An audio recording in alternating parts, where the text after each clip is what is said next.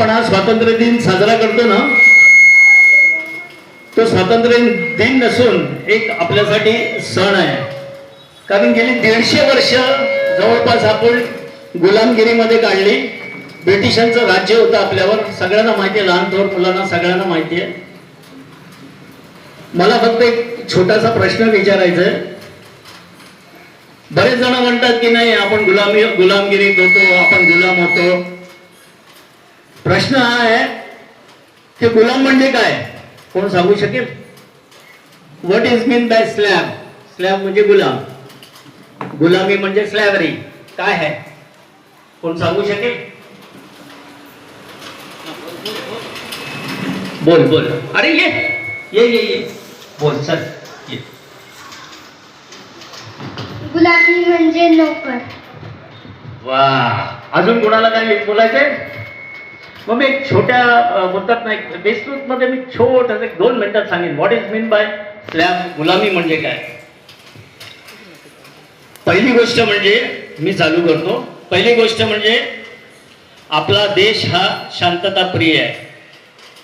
फार वर्षापूर्वी म्हणजे वेद काळापासून आर्य संस्कृती असल्यामुळे आपण पहिल्यापासून सहिष्णू आहोत. आपल्याला कोणी बऱ्याच जणांनी, मुघलांनी वगैरे आपल्यावर अत्याचार केले, सगळं केले.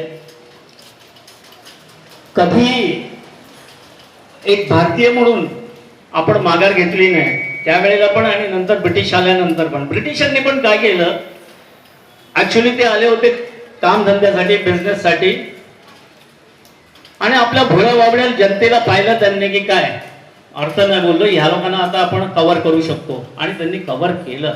150 वर्ष ऍब्सोल्यूट रूल केलं, आपल्यावर राज्य केलं.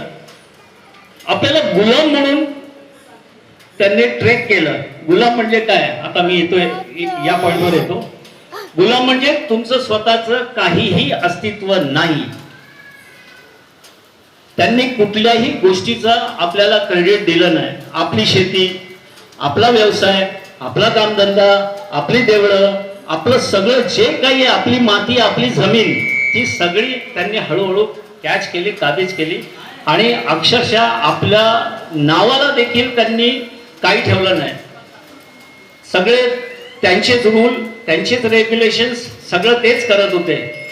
आणि अक्षरशः तुम्हाला आम्हाला काही नसताना, तो बता बारका म्हणाला ना, नोकर, नोकरापेक्षा हीन वागणूक आपल्याला देत होते.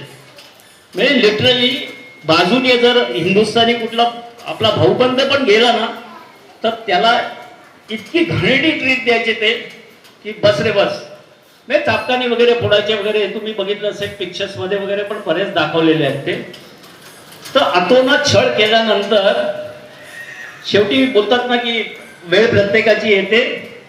ज्या ब्रिटिशांची अशी एक म्हण होती की ब्रिटिशांचा सूर्य कधी मावळत नाही. अरे सूर्य जेव्हा उदय होतो त्याचा कधी ना कधीतरी मावळणारच. आणि असंच झालं. ज्या ज्या देशांवर आता एक मला वाटतं राष्ट्रकुल स्पर्धा झाली, कॉमनवेल्थ स्पोर्ट्स म्हणतात त्याला.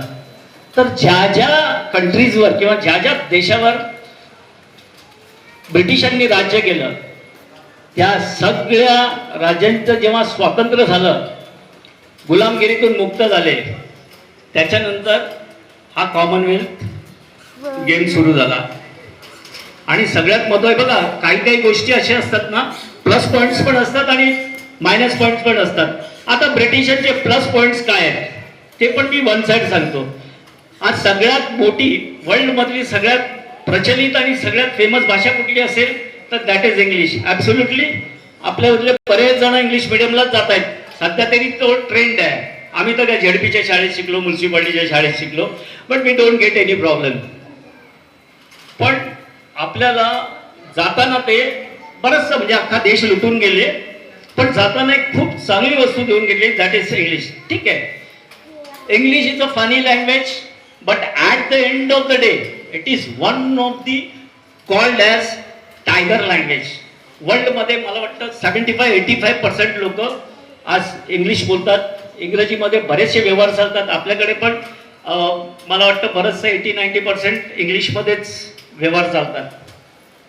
सो काही प्लस बाजू असतात, काही मायनस बाजू असतात. आता आपल्याकडे ट्रेन आली, ट्रेन कोणी चालू केली? ब्रिटिशांनी. भले वॉटेवर त्यांच्या व्यवसायासाठी त्यांच्या बिझनेससाठी केली, पण ट्रेन चालू आली. मोठी आज जेवढे मोठे ब्रिजेस आहेत ते सगळे ब्रिजेस आहेत ते ब्रिटिश काळातले आजही आहेत तसेच आहेत. मुंबईतली महानगरपालिका, त्याच्यानंतर मोठ्या ज्या इमारती आहेत ज्या आजही शेकडो वर्षानंतर आहेत त्याच कंडिशनमध्ये आहेत. नाही तर आता 4 महिन्यापूर्वी पूल बांधले, 5व्या महिन्यात गायब, अशी पण अवस्था होते. एनिवे आपल्याला त्या ह्याच्यात शिरायचं नाहीये. पण थोडक्यात हेच की गुलामगिरीतून आपण बाहेर आलो. आज आपण अशा स्टेजला आहोत की आपण जे मनात आलं ते आपण आपल्या राज्यात करू शकतो. आपल्याकडे ID कार्ड आहे, आपल्याकडे पॅन कार्ड आहे, आपल्याकडे आधार कार्ड आहे, आणि आपण अभिमानाने सांगू शकतो, येस मी भारताचा नागरिक आहे, स्वतंत्र भारताचा नागरिक आहे. ओके, तर ही गोष्ट आहे. ब्रिटिशांच्या गुलामीतून बाहेर आल्यानंतर आज आपल्या राज्याची, आपल्या देशाची इतकी छान प्रगती झालेली आहे. आपण एक डेव्हलप कंट्री म्हणून आता उदयास येतोय. ज्या देशांवर ब्रिटिशांनी राज्य केलं त्या कंट्री म्हणजे ऑस्ट्रेलिया, न्यूझीलंड वगैरे जेवढ्या कंट्रीज आहेत त्या सगळ्या कंट्रीजचा टॉप लेवलला आहे. अरे हे कशाला? ज्या ब्रिटिशांनी आपल्यावर राज्य केलं त्या इंग्लंडचा महापौर आपला भारतीय झाला होता, सुनत म्हणून, ऋषी सुनत. तर अशा कंडिशन मध्ये डेव्हलप होत गेले आणि आज आपण सुजलाम सुफलाम भारत, स्वतंत्र भारत देशात राहतोय. त्याचा आपल्या सगळ्यांना अभिमान वाटायला पाहिजे. जय हिंद, जय महाराष्ट्र.